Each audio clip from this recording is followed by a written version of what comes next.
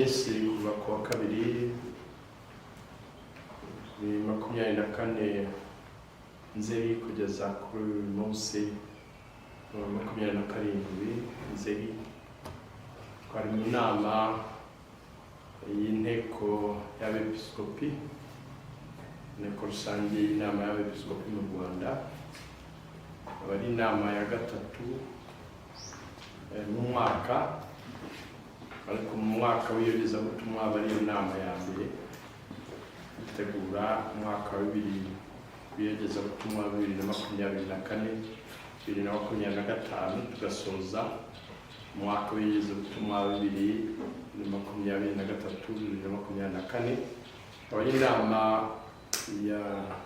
y'ijana na 71 kuva inteko ya bepiskopi yabaho.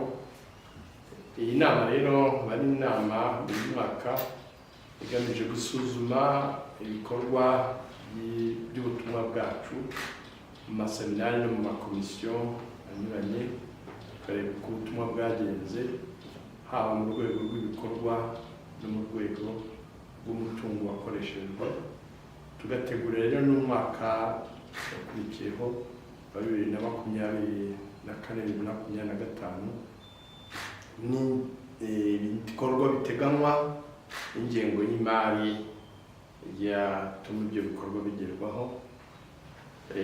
Muri iyi nama kandi twakiriye intumwa ya Papa mu Rwanda n'umunyamabanga, twakira n'umwepiskopi mushya watorewe kuyobora diocese ya Kibungo, Musenyeri Yohani Bosco Ntagungira, uzahabwa ubwepiskopi ku itariki 5 ibitari muri diocese yatorewe kuyobora. Intumwa ya Papa mu Rwanda niyo iduhuza n'ubuyobozi bw'ibiro bya Papa i Roma, akatugezaho indamutso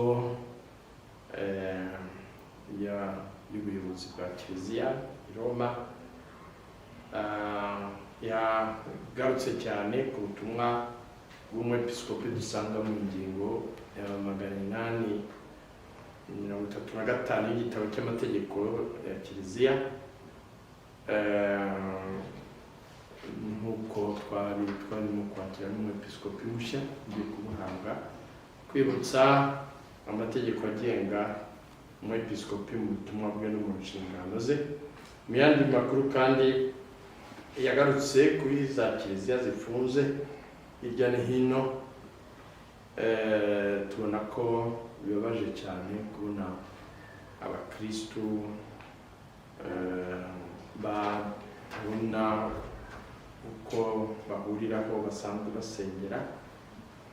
Tugasaba rero abakristu kunoza ibyo basabwa gutunganya, ariko tukanasaba n'abayobozi n'ubuyobozi bwa leta, cyane cyane inzego z'ibanze, mu bufatanye kugira ngo dushobore gusengera heza harindira umutekano. Muri ubwo bufatanye nk'uko dusanzwe tubigenza, kugira ngo hashakwe ibisubizo by'ibibazo duhura nabyo. Abakristu rero nabo tukabakomeza kugira ngo badacika intege mu kwemera, mu gihe gushaka ibisubizo gikomeza n'ibiganiro hamwe n'ubuyobozi bwa leta bikomeza. Abepiskopi kandi barashimira urubyiruko rwitabiriye forum iherutse kuba muri diocese ya Ruhengeri Musanze. Ababyitabiriye wari umwanya mwiza wo kongera gushimangira ukwemera ndetse no kunguka ubumenyi butandukanye. Urubyiruko nirwo Kiliziya y'ejo, ku buryo rero kubungabunga ukwemera kwabo biba biduha ejo heza hazaza. Tukanashimira cyane imiryango ya Kiliziya Gatolika n'imiyoborere bifasha urubyiruko mu kurushaho kwitagatifuza no kurushaho kujujukirwa no kwemera n'inyigisho za Kiliziya. Twagarutse rero twize ku nama yo gutegurwa inama y'ihuriro ry'abepiskopi bo muri Afurika na Madagascar izabera mu Rwanda mu kwezi kwa ntangiriro y'ukwezi kwa munani kuva ku itariki ya 30 z'ukwa karindwi kugera ku itariki 4 z'ukwa munani. Inama ikomeye yakira abepiskopi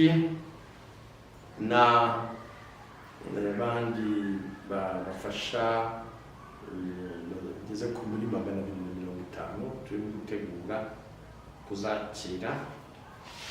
Ikindi twizeho nuko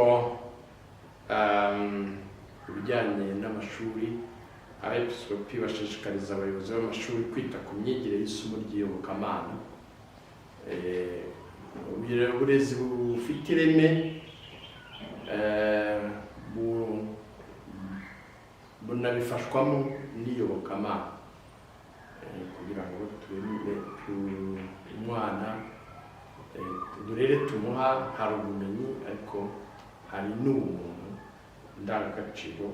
Tugeze ku hashize imyaka 2 insanganyamatsiko yagaruka ku mwana ushoboye ufite ubumenyi kandi ushobora ufitemo indangagaciro z'umuntu, ushobora kubana neza no gukorana neza n'abandi. Buri shuri rigomba kugira ibitabo by'iyobokamana imyaka yose, ibitabo byateguwe bisaba ko byagera ku mashuri, abayobozi b'ibigo n'abapadiri bashinzwe amashuri kubigeza ku bigo byacu kugira ngo bafashe isomo ry'iyobokamana. Abepiskopi kandi barasaba abarezi gushishikariza abo barera gusoma kinyamateka ndetse n'akanyamakuru k'abana kitwa Hobe, no muri rusange kubashishikariza umuco wo gusoma. Umuco wo gusoma ugenda ukendera kubera n'abantu boroherwa no gusoma ubutumwa bugufi, ariko gusoma inyandiko zirambuye, ikinyamakuru cyangwa se igitabo ko ni ibintu bifasha umuntu no kunguka ubumenyi. Insanganyamatsiko tuzagenderaho mu mashuri muri uyu mwaka wa 2024-2025 iragira iti turangamiye Kristu, ishuri ryacu ribe igicumbi cy'amizero, ubuvandimwe n'amahoro. Amizero, ubuvandimwe n'amahoro ni na ya ngingo y'insanganyamatsiko y'Yubile tugenda twizihiza mu byiciro binyuranye.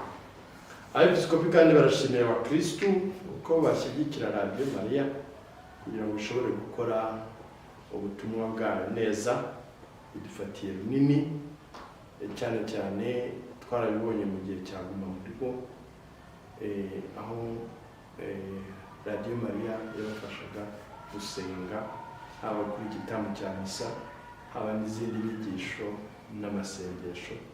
N'ubu kandi hari za kiliziya zifunze, abafite intege bashobora kugeraho hari kiliziya ifunguye, ariko abadashobora kuhagera ko Radio Maria nanone nayo bishyira muri gahunda, yanabatekerezaho muri mu nyigisho, amasengesho n'ubutumwa batanga. Baramenyesha abakristo kandi ko iyi radio yahawe umupadiri mushya ushinzwe gahunda za Radio Maria, akaba ari Padiri Lambert Rwema muri diocese ya Butare. Tukaba tumwifuriza ubutumwa bwiza nawe twaramwakiriye.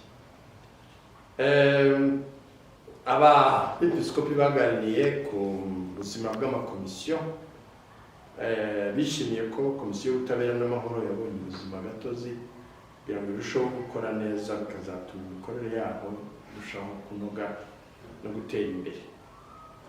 Inama y'abepiskopi yishimiye iterambere ryatumye amateka, ikaba iri ku rwego rushimishije, ikanakorera kuri murandasi,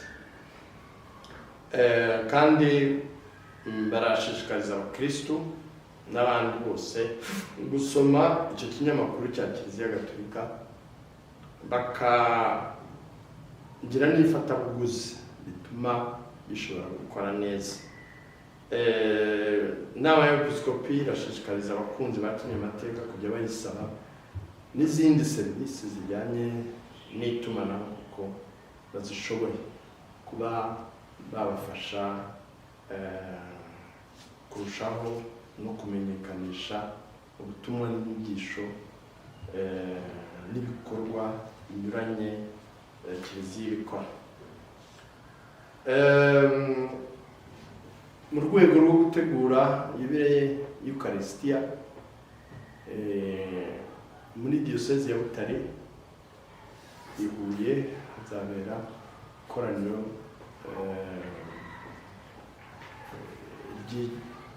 ku rwego rw'igihugu Eucharistia, kuva ku itariki ya 4 kugeza ku itariki ya 8. Umwepiskopi wari witabiriye ikoraniro ry'Eucharistia i Quito, ryabaye ku rwego mpuzamahanga, Quito mu gihugu cya Ekwateri muri Amerika y'Amajyepfo, yasangije inama y'abepiskopi uko ikoraniro ryagenze, bityo bikazadufasha natwe mu gutegura ikoraniro ry'Eucharistia gutegura muri Diyosezi ya Butare muri iriya minsi. Kandi inteko y'abepiskopi irararikira abakristu bose mu diyosezi kuzitabira iryo koraniro ryo ku rwego rw'igihugu no kurushaho kuzirikana uruhare n'agaciro gakomeye Eucharistia ntagatifu ifite mu kwemera kwacu. Ibyo ntibihagije, hari